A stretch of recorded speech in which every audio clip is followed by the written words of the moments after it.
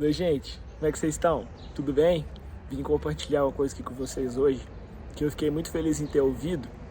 E cheguei em casa, tomei um banho, fiz uma reflexão e achei válido vir compartilhar que, voltando do trabalho hoje, eu escutei uma coisa muito interessante de um amigo meu, que a gente estava vindo de carona, deixei ele na casa dele, e chegou um certo ponto da conversa que ele falou o seguinte comigo: cara, sabia que você é um bom conselheiro?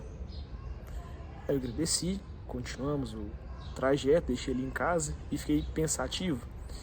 E uma coisa que ele falou pra mim, que ficou marcado, né, que eu vou passar aqui pra vocês, é o seguinte: sabe por quê? Você conseguiu entender tudo que eu falei e me deu uma solução que ninguém tinha dado ainda.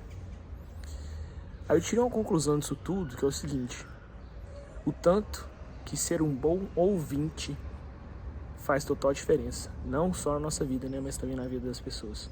É uma coisa que a gente geralmente negligencia. Então, quando eu olho pra mim, há um tempo atrás, eu tendia, né, a ter esse tipo de conversa com os meus amigos, né, com meus familiares, e tinha aquela impulsão, né, em falar. Então as pessoas começavam a falar, ouvia pouco, e já queria dar meu juízo de valor, já queria mostrar minha opinião naquilo, e enfim.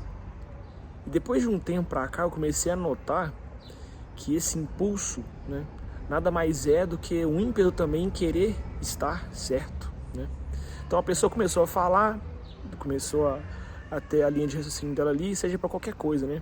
E a gente espera ela falar um pouco, já fica naquela ansiedade em querer falar alguma coisa, né? Querer expressar a nossa opinião. Um tema muito interessante, se você não viu o último, volta atrás e veja um vídeo que eu fiz sobre ansiedade, porque eu também era uma pessoa muito ansiosa, né? Muito por conta disso também, que eu tinha esse sentimento, essa impulsão, que me ajudou bastante em alguns hábitos que foram fundamentais, né, na verdade, para eu conseguir me livrar dela e hoje ter uma vida melhor, né? Mais calma, mais tranquila. Então, quando eu comecei a me observar, eu cheguei na conclusão que eu tinha esse ímpeto em querer sempre falar e ouvir pouco, né?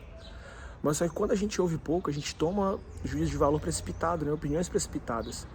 Sendo que, às vezes, se a gente espera um pouco, as pessoas com quem a gente está conversando vão falar mais e a gente vai conseguir ter uma visão mais ampla, né? Abranger mais o assunto. Então, eu tentei aplicar isso.